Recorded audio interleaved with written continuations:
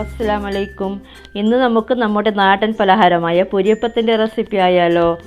ഇത് പണ്ട് മുതലേ ഉള്ളൊരു റെസിപ്പിയാണെങ്കിലും ഇതിനെക്കുറിച്ച് കുറേ ഡൗട്ട്സ് ഉണ്ട് കുറേ പേർക്ക് ഇപ്പോഴും.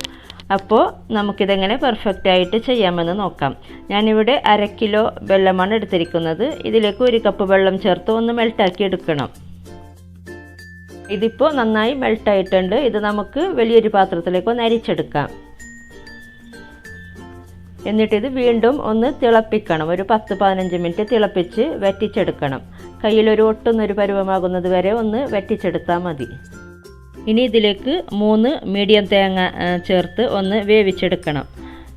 ഓൾമോസ്റ്റ് ഒരു 20-30 മിനിറ്റ് നല്ല ഡ്രൈ ആയി തേങ്ങയൊക്കെ വെന്ത് കളറൊക്കെ മാറുന്നത് വരെ ഇങ്ങനെ വേവിച്ചെടുക്കണം. ഇളക്കിക്കൊണ്ടിരിക്കണം. ഈ ഒരളവിലാണ് ഞാൻ 20-30 മിനിറ്റ് എന്ന് പറഞ്ഞത്. കൂടുതൽ തേങ്ങയാണ് ചേർക്കുന്നതെങ്കിൽ കുറച്ചും കൂടി ഇങ്ങനെ സമയം വെക്കേണ്ടി വരും.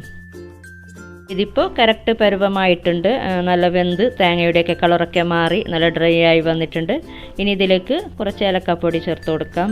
ജീരകത്തിൻ്റെ ഫ്ലേവർ ഇഷ്ടമുണ്ടെങ്കിൽ അതും കൂടി കുറച്ച് വറുത്ത് പൊടിച്ച് ചേർത്ത് കൊടുത്താൽ മതി.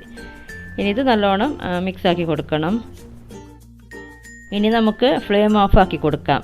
ഇത് നമുക്ക് മാറ്റി വെക്കാം. ഇത് തണുക്കണം നല്ലോണം. അതുവരെ നമുക്ക് ഇത് മാറ്റി വെക്കാം.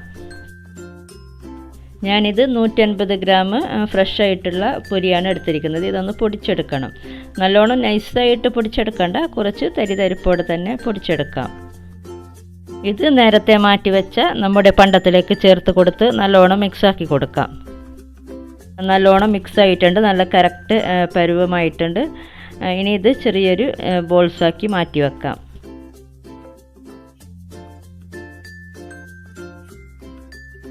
ഇനി ഇതിലേക്കുള്ള മാവിന് 1 കപ്പ് പച്ചരി, ഇത് കുതിർത്ത് വെച്ച അരിയാണ്. ഇതിലേക്ക് 1 മുട്ട, ആവശ്യത്തിന് ഉപ്പ്, പിന്നെ 1/2 കപ്പ് വെള്ളം ചേർത്ത് നല്ല നൈസായിട്ട് അരച്ചെടുക്കണം.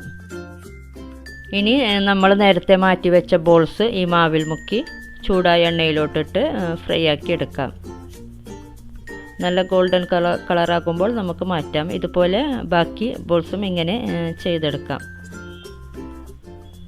ഇത് നല്ലോണം തണുത്തതിന് ശേഷം ഒരു കണ്ടെയ്നറിലിട്ട് സൂക്ഷിച്ചാൽ മതി.